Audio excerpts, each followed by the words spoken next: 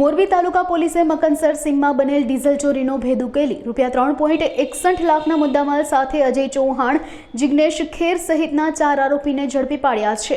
આ આરોપીઓ હાઈવે પર પાર્ક કરેલા વાહનોમાંથી પાઇપ વડે ડીઝલ ચોરી કરતા હતા। તેમની પાસેથી નંબર વગરની બલેનો કાર, ખાલી કેરબા, ડિસમિસ, પકડ પાના, મોબાઈલ ફોન અને ડીઝલ કાઢવાની પાઇપ સહિતનો મુદ્દામાલ જપ્ત કરાયો છે।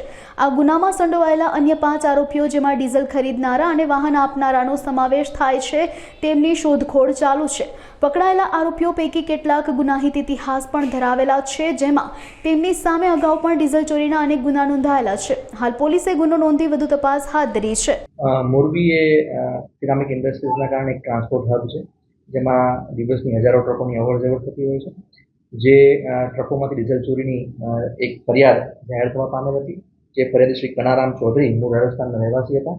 તેમની ટ્રકમાંથી 330 લીટર ડીઝલ તથા અન્ય સહાયકની ટ્રકમાંથી ડીઝલ ચોરી તે અંગેની ફરિયાદ તાલુકા પોસ્ટમાં જાહેર થઈ હતી।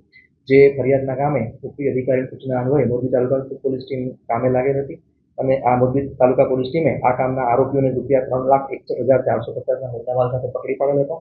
જે આરોપીઓના નામ અજયભાઈ છનાભાઈ ચૌહાણ, જિગ્નેશભાઈ ભરતભાઈ ખેર, વિક્રમભાઈ ભગવાનસિંહ ચાવડા, ધર્મેન્દ્રભાઈ પ્રવીણસિંહ પરમાર, આ 4 આરોપીઓને અટક કરવામાં આવે છે।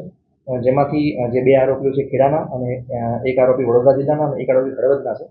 જે આ 4 આરોપી સિવાય અન્ય 5 આરોપીઓના નામ ખુલવા પામેલ છે। જે 5 આરોપી પકડવા પર બાકી છે। આ કુલ 9 આરોપીઓ એ આંતર જિલ્લામાં ચોરી કરવાની ટેવવાળા છે અને જે બંધ ટ્રક હોય, જેમાં ડ્રાઈવર ક્લીનર અવેલેબલ ના હોય, તે ટ્રકમાંથી ડીઝલ ચોરી કરવાની આ લોકોનું મોડસ ઓપરેન્ડી છે।